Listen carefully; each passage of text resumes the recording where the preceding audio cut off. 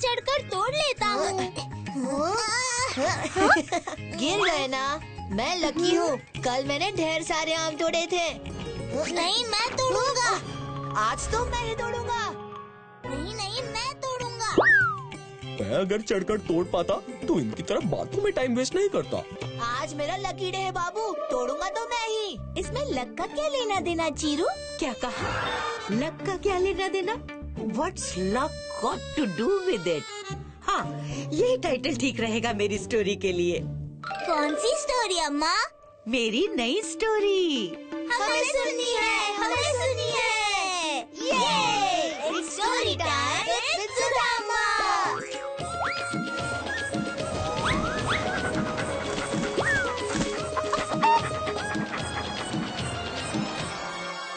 What's luck got to do with it?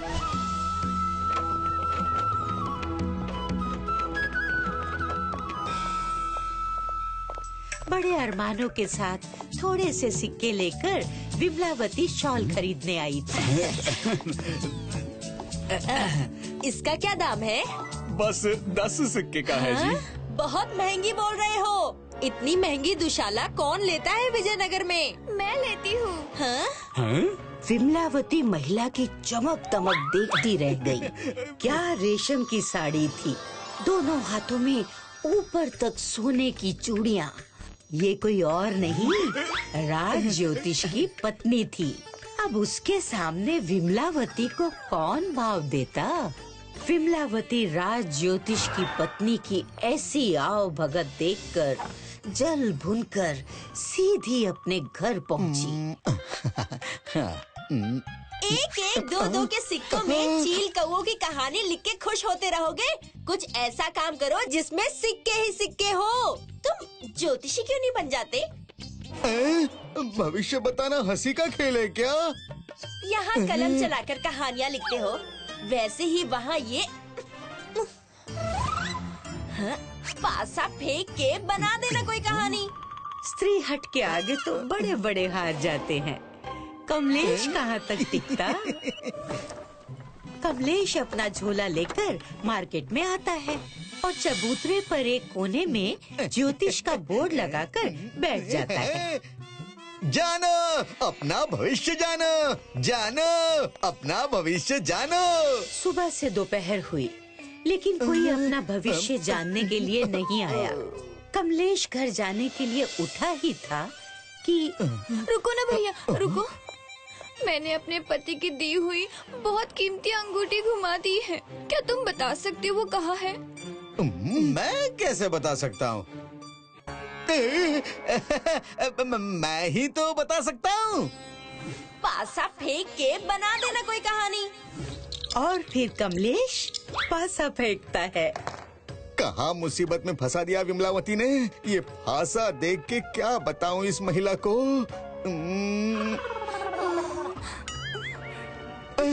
ये तो माचिस की डिबिया जैसा है।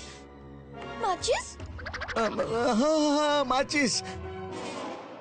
हाँ, माचिस। मुझे याद आया, मैंने माचिस की डिब्बी में अंगूठी छुपाकर अलमारी में रख दी थी। धन्यवाद भैया। ये लो भैया, मेरी तरफ से ये भेंट रख लो।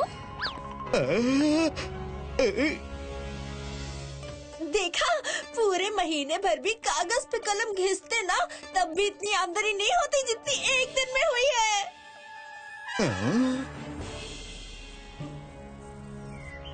क्या चोरी हो गई? ये अफरा तफरी चोरी की वजह से थी। किसी ने राजमहल से हीरे जवाहरात से भरे पूरे 40 डब्बे चोरी किए थे। राज ज्योतिष भी चोर का पता नहीं लगा पाए। मुझे थोड़ा समय चाहिए होगा महाराज। और कौन है हमारे दरबार में जो चोरों का सुराग पता लगा सके? महाराज, ये आदमी कोई और नहीं बल्कि उसी महिला का पति था जिसे कमलेश ने अंगूठी का पता बताया था। फिर क्या? फौरन उस युवक को दरबार में पेश किया जाए। अरे कौन हो? कहाँ ले जा रहा हो मुझे? अरे यही है वो युवक महाराज। हमने सुना है कि तुम बहुत सटीक भविष्यवाणी करते हो। बताओ, राजमहल में चोरी किसने की? स्मरण रहे, भविष्यवाणी गलत हुई तो काल कोठरी में डाल दिए जाओगे।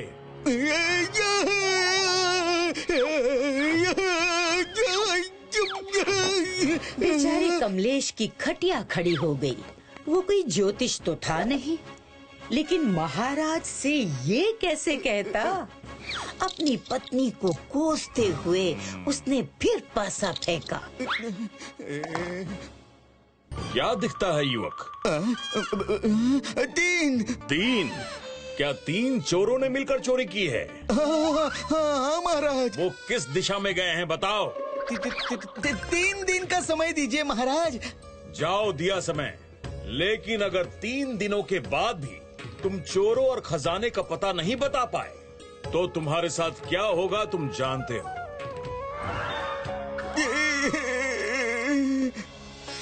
कमलेश ने 3 दिन का समय चोरों का पता बताने के लिए नहीं, घर के पकवान खाने के लिए मांगा था। वो ज्योतिष तो था नहीं, लेकिन जानता था कि 3 दिन के बाद तो उसे काल कोठरी की हवा खानी ही पड़ेगी। कमलेश काल कोठरी की हवा खाने से पहले अपने मन पसंद लड्डू खा लेना चाहता था। ये सब मेरे लालच की वजह से हुआ। हम भाग नहीं सकते। नहीं विमला, कोई फायदा नहीं। बस 3 दिन ही है मेरे पास। अब तो रोज ये बचे हुए 3 लड्डू खाऊंगा और महाराज से क्षमा मांगकर खुद ही काल कोठरी में चला जाऊंगा। वहीं दूसरी तरफ चोरों को भी इस बात की भनक थी कि कोई महाराज को उनका पता बताने वाला है। मूंगी, अगर उसने सचमुच महाराज को हमारा पता बता दिया तो? ना किसी ने हमें महल में जाते देखा, ना वहाँ से कुछ चुराते देखा, फिर वो कैसे हमारा पता बता सकता है? चोरों की मंडली में तय हुआ कि वो कमलेश के घर पर नजर रखेंगे।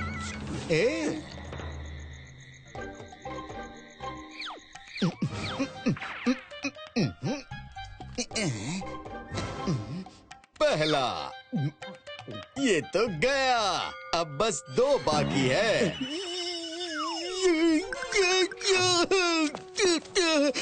कमलेश लड्डुओं की बात कर रहा था, लेकिन चोरों के साथी को लगा कमलेश ने उसे देख लिया।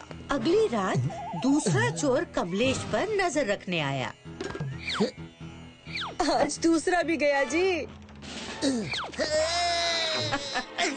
उसकी अगली रात चोरों का सरदार खुद सच्चाई का पता लगाने के लिए आ गया। मजा आ गया विमला, ये आखिरी लड्डू भी गया। देखा मूंगी, कितना शातिर है ये। हम जैसे छोटे चोर उसके लिए लड्डू है। कल मैं महाराज को सारी सच्चाई बता दूंगा। चोरों को लगा कमलेश उनका पता महाराज को देने वाला है।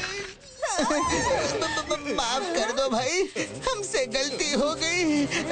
महाराज को कुछ मत बताना। यहाँ कमलेश को पता चला कि वो 3 दिनों से जिन 3 लड्डुओं की बात कर रहा था, चोरों को लगा वो उनकी बात कर रहा है। कमलेश का लक बाय चांस इस बार भी चल गया था। चोर वहाँ से चोरी के खजाने का पता बताकर उल्टे पैर भागे।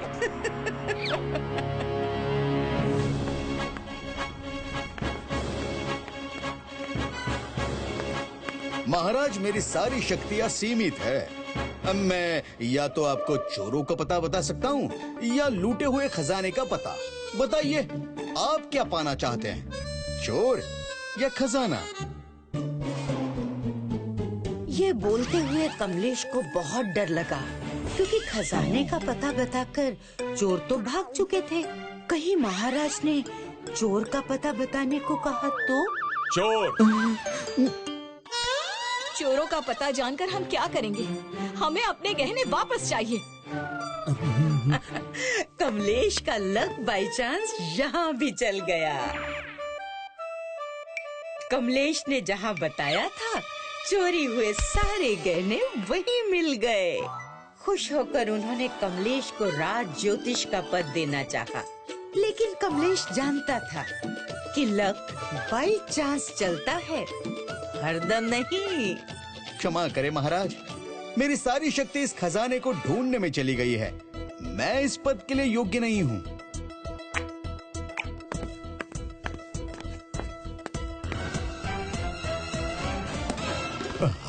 उसके बाद कमलेश ने फिर कभी भविष्यवाणी नहीं की, न उसकी पत्नी ने ही जिद की।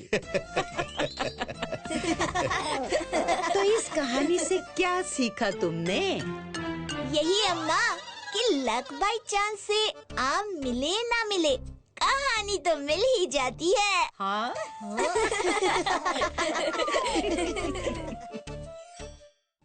If you like this video, subscribe to our channel Murthy Media. बातों ही बातों में टप से टपके, चखे वही जो गप से गपके, साबुत सा सच्चा सा किस्सा सुनाने आई हूँ मैं खट्टा मीठा जगाने। चुलबुल सी बच्ची मैं हूँ दादी नानी, चुलबुल सी बच्ची मैं हूँ दादी नानी। कैसे कहानी अरे कैसे कहानी, मैं हूँ वही प्यारी खुशबू पुरानी। चुटकी सी बातों में बड़का सच बोलूंगी, झोंका बन आऊंगी, एक खिड़की खोलूंगी, उंगली पकड़ के संग संग चलूंगी, खूब खूब अंधेरों में टिम टिम जलूंगी, आंगन की मिट्टी में सोंधी सुहानी। कैसे कहानी अरे कैसे कहानी।